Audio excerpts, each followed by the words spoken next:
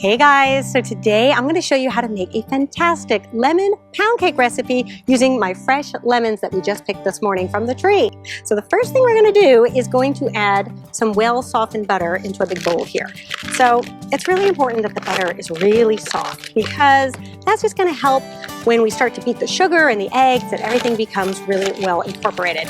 And the nice thing about this pound cake, it has such a fantastic texture to it, and you get that really fine texture by making sure all of your ingredients are really well mixed. Then we are going to add, which looks like a ton of sugar, I know. This is 2.5 cups. Now, don't be alarmed because we're going to be adding so many more ingredients to this that at the end of it, it's actually not that much. So we're going to be adding 6 eggs. We're going to be adding almost 3 cups of flour. So you do need enough sugar to make sure that everything's well flavored. Okay, we're going to just beat this up. And we're just looking for this mixture to become nice and fluffy, making sure that all that butter is well incorporated with the sugar. But this is all we need, just like this, looking good. So now we're going to add our eggs. Now my other tip for you when it comes to the eggs is to make sure that they're room temperature. So if you forgot to take the eggs out and you wanted to make this cake, totally get it, happens to me too, you can take your eggs and actually just submerge them in some warm water just for 5 minutes. It's amazing what that does. They'll just come right up to room temperature. So what we're gonna do is we're gonna crack all these eggs in this bowl, and you'll see why in a minute. It makes it a lot easier when we go to mix it. So let's see, 2. I always get a lot of questions what kind of eggs I use. I just use the jumbo eggs because I find that they're better for baking. You just get more egg with every egg. Does that make sense?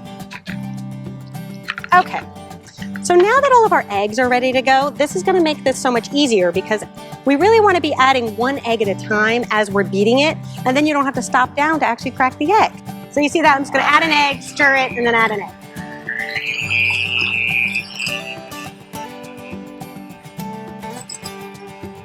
This is looking good. We're just gonna scrape it down a bit.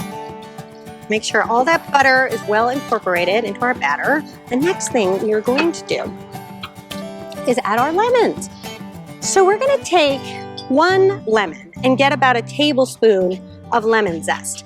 Now, this is where I have really learned my lesson several times because oftentimes I'll put too much zest into a pound cake like this, or I'll try to add a little of the juice, and what ends up happening is it ends up not rising. That the acidity in the lemon juice actually reacts with the baking soda, and then you end up with a very flat, dense cake.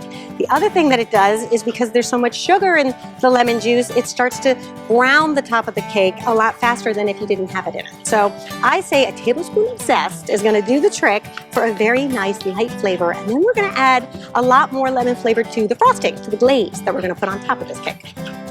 And we're just going to fold that in, just a quick stir.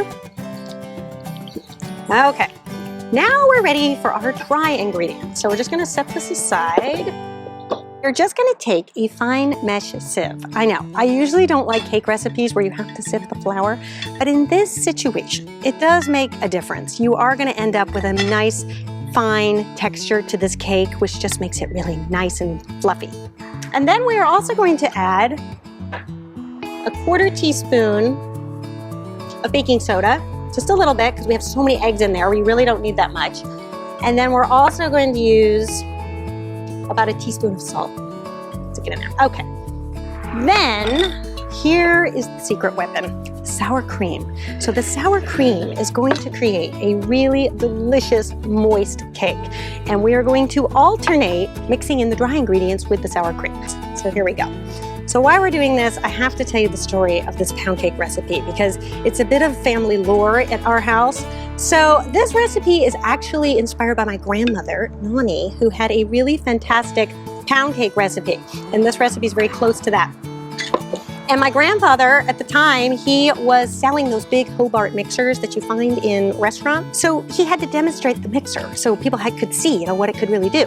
So he would actually demonstrate the pound cake recipe in the mixer. So after the demo was done, they would bake the cake, and the cake apparently was so delicious that it really helped sell the mixer. So I don't know if the story is true or not. My father swears that it is. My aunt says, I'm not so sure about that. I think it's a cute story, and I hope it's true because, hey, this pound cake is fantastic. It certainly could sell a mixer or two, if you ask me. All right, we're almost done. so that's looking good. Now we are going to transfer it into our Bundt pan. So I know that traditionally pound cake is usually made in those big loaf pans, but I have found with this cake, because there is so much batter, it's better to put it in something like this that's deep so that the whole cake can actually rise up. And this is how my grandmother used to do it too. So sticking with tradition. Then we are going to just spoon it in. And I have sprayed this Bundt pan with some nonstick baking spray, which is another critical part to the process, because we want to make sure that this cake springs right out when we go to release it. So this is ready for the oven. I'm gonna go step inside and pop it in, and we'll let it bake for anywhere from 35 to 40 minutes, just until a toothpick comes out clean. While our cake is in the oven, we can get on with making the glaze that's going to go on top of our cake. So we're gonna just take some powdered sugar. I have about a cup here.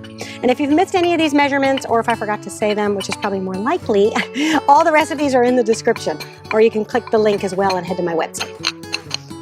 Then we're gonna take about 2 tablespoons of heavy cream. Okay, then we wanna whisk this up so that it's really smooth and doesn't have any lumps in it. So we wanna make sure it's nice and smooth, so that's just gonna create a really pretty glaze on our cake. We're just gonna set that aside for a second. Then we're gonna take our lemon, and this is why I like this recipe. So we zested the lemon, now we can use the lemon juice. But if you ever cook and you have these leftover lemons after you've zested them, they're really great to drop into a water bottle as you head off to work or school. Lemons have so many great health benefits that it's good to get a little extra citrus when you can. This is my new favorite gadget. Can we just talk about this for a minute? I just saw this at the store. It is the cutest little thing. It's a lemon squeezer. So you put your lemon in here, you squeeze away, and it catches all the pits for you. See? And then it has this cute little spout, which we're gonna need, where you can just measure it out. So we're gonna need about a tablespoon. That's about a tablespoon right there. And maybe another half. There. And this is gonna give us all that wonderful lemon flavor to our frosting. So now all I need is a cake. Wow, I like this outdoor kitchen. Magic. So now we have our fully baked cake. You can see it's completely cooled and ready to be decorated. All right, so if our baking spray is working, we're gonna go like this. Let's see, should just release. Ta-da! There we go, looking good. So now our cake is ready for a little decoration. So we're gonna go back to our glaze here. It's all ready to go. And we are going to just ladle the glaze on top of the cake. And see how it starts to drip down? That's exactly what we want. So you kind of want to get the top of it and let gravity do its thing. And you're going to have a really pretty little pound cake. So you're just going to go all the way around top of the cake. And that's why it's good to do it on this rack, because see what a mess it makes? But that's okay. It's part of the allure. So then we're just gonna finish it off with a little bit of lemon zest. Just on the top. Okay, now this next part is completely optional, but I do think it's very pretty, and especially since we're out here in the garden. This is some lemon thyme. So there's a variety of thyme that grows that's lemon thyme, and when you snip it off and smell it, it has the most incredible fragrance. It smells like lemons. It's a combination of a sort of sweet and savory. I like this one because it's variegated, so you can see the little lemon sort of striae effect in the green leaf. I think it's so pretty. So we are just gonna top our cake with some of this lemon thyme. Now lemon thyme is really easy to grow. You can actually just grow it in pots if you have a nice sunny area, or you can also sometimes find it at a farmer's market. I have seen it at a farmer's market. Okay, so now we do want to sort of let this set before we serve it, but what we can do is transfer it to our serving platter. So I like to serve it just on a nice cutting board, or you could use a cake stand, but I like the cutting board because then you can just cut right on it too. Then we're just going to transfer it very carefully onto our cutting board. There. So there you have it, lemon pound cake. I hope you guys give this one a try and let me know what you think. And if you want to know more about how to grow your own lemons, you can click the annotation and head over to see my video on lemon tips. And if you'd like another recipe using lemons, you can also head over to my food channel and watch a great tutorial on how to make your own homemade lemonade. All right, you guys, I'll see you back here next time. Thanks, bye. a squiddly bop, shoo bop ba.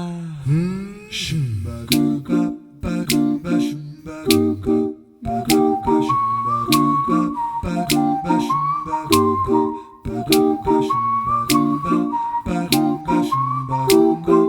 Squiddly shumba goo gop, ba goo ga shumba goo gop, ba goo ga shumba, a squiddly bop.